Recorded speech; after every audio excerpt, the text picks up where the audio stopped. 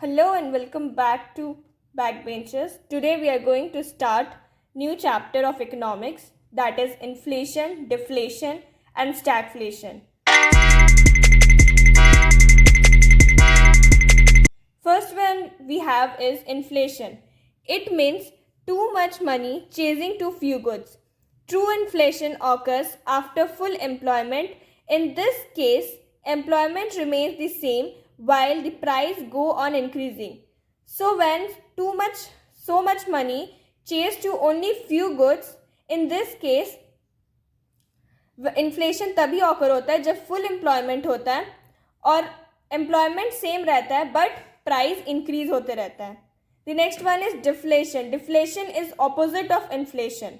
सो deflation क्या होता है? इन्फ्लेशन के ऑपोजिट होता है.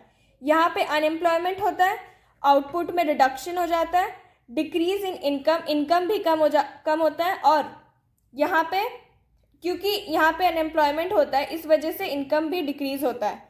So deflation refers to situation where price falling causing substantial increase in unemployment. Unemployment बढ़ जाता है प्राइस गिरने की वजह से, आउटपुट में रिडक्शन आ जाता है, decrease in incomes. The next step we have is reflation. It refers to situation in which prices are deliberately increased to take out the economy from the depth of the depression. So reflation में क्या होता है? Economy को depression से निकालने के लिए जब प्राइस धीरे धीरे इंक्रीज होता है उस फेज को बोलते हैं reflation. In this case the rising price will be accompanied by rise in output and employment. इस केस में क्या होता है कि प्राइस जब इंक्रीज होता है तो इसमें आउटपुट और एम्प्लॉयमेंट दोनों साथ में इंक्रीज होता है. The next is in disinflation. It refers to situation when prices fall due to well planned anti inflationary measure. जब बहुत ज़्यादा ही प्लानिंग हो जाता है इन्फ्लेशन के लिए उस टाइम उसके वजह से भी कभी कभी प्राइस फॉल हो जाता है. So price falls without bringing about reduction in output and employment. Price तो गिरता है बट आउटपुट और एम्प्लॉयमेंट सेम रहता है जो था.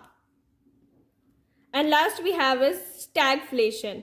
It involves inflationary rise in prices and wages at the same time.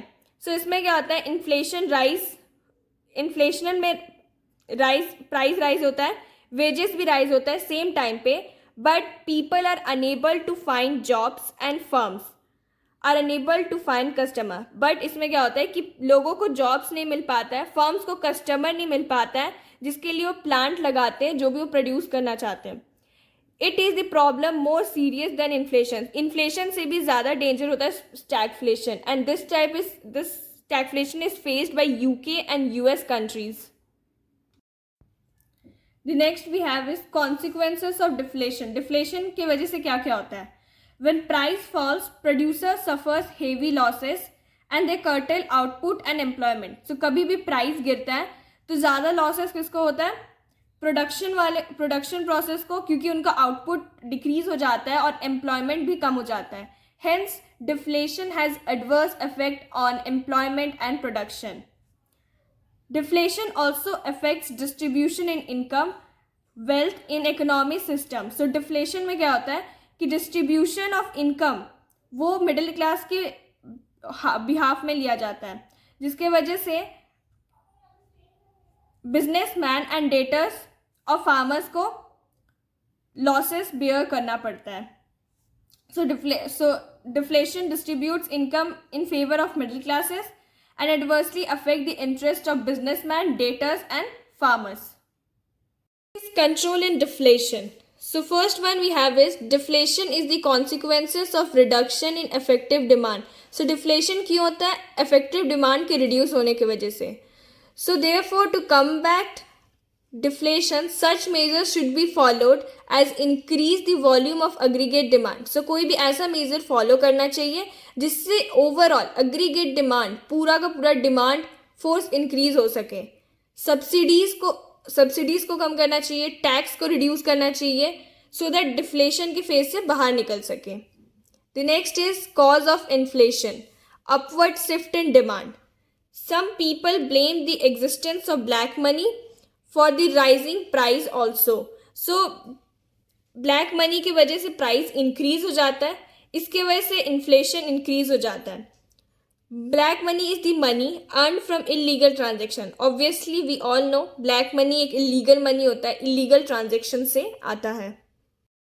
When a government pays off its old public debt to its citizen without restoring to increased taxation. So inflation तब भी बढ़ता है जब government old public debt citizen को दे देता है बिना tax को इंक्रीज किए.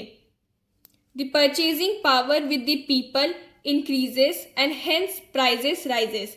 So purchasing power लोगों के पास ज़्यादा हो जाता है और प्राइस इंक्रीज हो जाता है, जिससे सप्लाई ऑफ गुड्स जितना है उतना ही रहता है लेकिन डिमांड इंक्रीज हो जाता है. Downward shift in supply. Agriculture production is subject to seasonal variation. So agriculture जो भी होता है वो सीजन के अकॉर्डिंग होता है और वो नेचुरल फैक्टर के ऊपर डिपेंड होता है.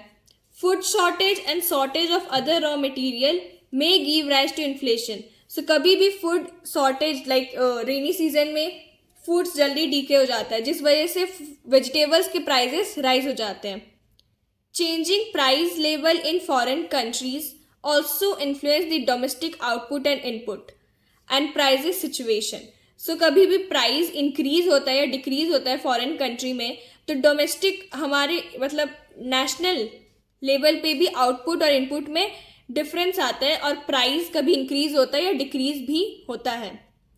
The last one is and some non-economic factors contributing to inflation.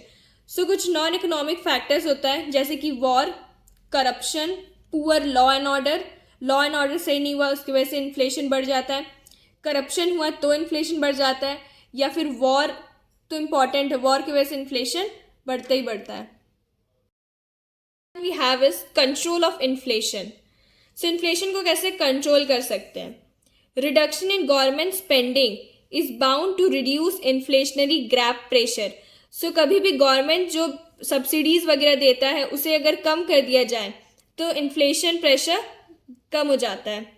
As more taxes are imposed the size of disposal income is reduced. जितना ज़्यादा टैक्स लगेगा लोगों के इनकम उतने ज़्यादा रिड्यूस होंगे. Thus inflationary gap is narrowed. Inflation कम होगा, लोग डिमांड कम करेंगे जिसकी वजह से इन्फ्लेशन बढ़ेगा नहीं. The government may make certain compulsory deduction from salaries wages and credit it to the employ saving fund account. So government कभी भी सैलरीज या वेजेस देता है लेबर या एम्प्लॉयज़ को, अगर उससे वो उसके सेविंग फंड में डाल दे जिससे डिडक्शन होता है तो इससे इन्फ्लेशनरी प्रेशर ब्लॉक होता है और ज़्यादा लोग डिमांड नहीं करते, तो जितना सप्लाई होता है उतना ही होगा और इन्फ्लेशन बढ़ेगा नहीं. So with this we end the chapter here. For more educational video do like share subscribe my channel and for the PDF I will give the link on my description. Thank you.